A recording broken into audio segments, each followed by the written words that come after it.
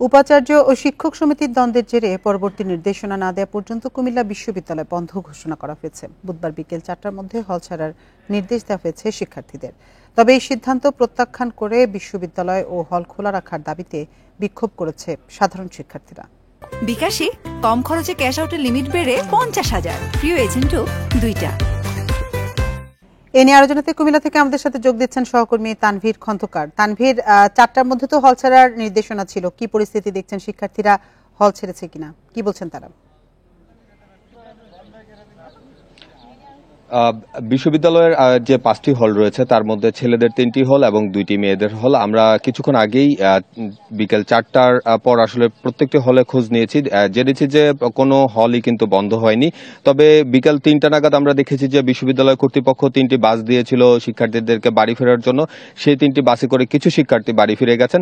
তবে এখনো কিন্তু হলগুলোতে শিক্ষার্থীরা রয়ে গেছে এবং যারা আসলে সকালে আন্দোলন করেছিল তারাই কিন্তু এখন হলগুলোতে অবস্থান করছে। তো আমি এখন আছি কুমিল্লা বিশ্ববিদ্যালয় বঙ্গবন্ধু শেখ মুজিবুর রহমান হল, এটির সামনে। আমি কিছুক্ষণ আগেই সেখানে গিয়েছিলাম এবং দেখেছি যে বেশিরভাগ কক্ষেই কিন্তু ছাত্রদের অবস্থান আছে। তারা সেখানে তাদের দৈনন্দিন যেভাবে থাকে সেভাবেই কিন্তু থাকে এবং দুটি হলের সামনে আমরা দেখেছি শিক্ষার্থীদেরকে অবস্থান নিয়ে থাকতে। আমাদেরকে সকালে আন্দোলনকারী শিক্ষার্থীদের পক্ষ থেকে বলা হয়েছিল যে 3টার মধ্যে যদি প্রশাসন তাদের সিদ্ধান্ত থেকে সরে না আসে তাহলে তারা আবারও একটি অবস্থান কর্মসূচি বা বিক্ষোভের দিকে যাবে, কিন্তু তারা সেটি না করে আপাতত হলের সামনে অবস্থান করছে এবং তারা বলছে যেহেতু প্রশাসনের পক্ষ থেকে এখন কোনো ধরনের তাড়াহুড়ো নেই শিক্ষার্থীদের হল ছাড়া, সেক্ষেত্রে তারা হলেই থাকছে। আর আমি কিছুক্ষণ আগে বিশ্ববিদ্যালয়ের প্রক্টরের সাথে কথা বলেছি। তিনি বলেছে যে বিশ্ববিদ্যালয় কর্তৃপক্ষ কিন্তু হলগুলোকে সিলগালা করেনি, অর্থাৎ তারা একটি সাধারণ নোটিশ দিয়েছে যে এই অবস্থানকালীন এই পরিস্থিতিতে তারা মূলত এই হলগুলো ছেড়ে যেতে পারেন। তো কেউ যদি ছেড়ে যেতে না পারে তাহলে হলের প্রভোস্ট এবং হাউস টিউটর যারা আছে তাদের পরামর্শ নিয়ে তারা কিভাবে থাকবে সেই বিষয়গুলো আসলে নিশ্চিত করবেন।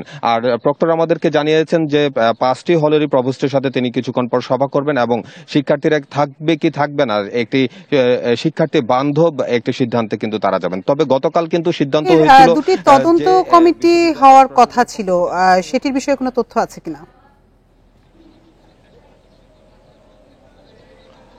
আসলে সিন্ডিকেটের যে সভা, মূলত সেই সিন্ডিকেট সভা কিন্তু আমরা দেখেছি যে বিগত 2টি সভা কিন্তু ভার্চুয়ালি অনুষ্ঠিত হয়েছে। তো যেহেতু ভার্চুয়ালি অনুষ্ঠিত হয় সেখান থেকে আমরা খুব অনিশ্চিত তথ্য পাচ্ছি। তবে আমরা জেনেছি যে 2টি তদন্ত কমিটি কিন্তু সিন্ডিকেট করে দেবে, যেহেতু শিক্ষক সমিতির সাথে উপাচার্যের দ্বন্দ্ব বেশ কিছুদিন ধরে চলে আসছে এবং কোনো ধরনের সুরাহাই হচ্ছে না। সেক্ষেত্রে কিন্তু তারা আমরা জেনেছি যে সিন্ডিকেটের পক্ষ থেকে 2টি তদন্ত কমিটি করা হবে, তারা এই সমস্যা নিরসনে কোন ধরনের পদক্ষেপ নেওয়া যায় সেগুলো বের করবেন। এবং অপরদিকে 28 তারিখ ভিসির সাথে শিক্ষক সমিতির যে হাতাহাতির ঘটনা হয়েছিল সেই হাতাহাতির ঘটনায় আসলে কারা জড়িত মূলত তাদেরকে বের করার জন্য এই তদন্ত কমিটিগুলো গঠন করা হবে। তবে সেই তদন্ত কমিটিতে কারা থাকবে এখনো পর্যন্ত প্রশাসনের পক্ষ থেকে আমাদেরকে নিশ্চিত করা হয়নি। তবে উপাচার্য যেটি আসলে সাংবাদিকদেরকে জানিয়েছে, আসলে বিশ্ববিদ্যালয় আসলে যেভাবে পরিচালিত হওয়ার কথা সেভাবেই পরিচালিত হচ্ছে এবং বিশ্ববিদ্যালয়ের নিরাপত্তার জন্য তারা বিভিন্ন ধরনের সিদ্ধান্ত নিচ্ছে। আর সর্বশেষ তথ্য হচ্ছে এখনো পর্যন্ত যে বিশ্ববিদ্যালয় বন্ধ করার যে এই সিদ্ধান্ত প্রশাসন দিয়েছিল সেটি প্রত্যাখ্যান করে আসলে শিক্ষার্থীরা এখনো বিশ্ববিদ্যালয়ে অবস্থান করছে এবং হলগুলোতে অবস্থান করছে। আর যারা আসলে বাড়ি যেতে ইচ্ছুক তারা আসলে ফিরে যাচ্ছেন, অর্থাৎ শিক্ষার্থীদের মধ্যে একটি দ্বিধাদ্বন্দ্ব দেখা দিয়েছে যে তারা বাড়ি ফিরবেন কি ফিরবেন না। তো এই ছিল কুমিল্লা বিশ্ববিদ্যালয় থেকে আমার কাছে শিক্ষার্থী আন্দোলনের সর্বশেষ খবর। কুমিল্লা বিশ্ববিদ্যালয়ে চলমান পরিস্থিতির সবশেষ তথ্য জানাচ্ছিলেন আমাদের সহকর্মী তানভীর খন্দকার।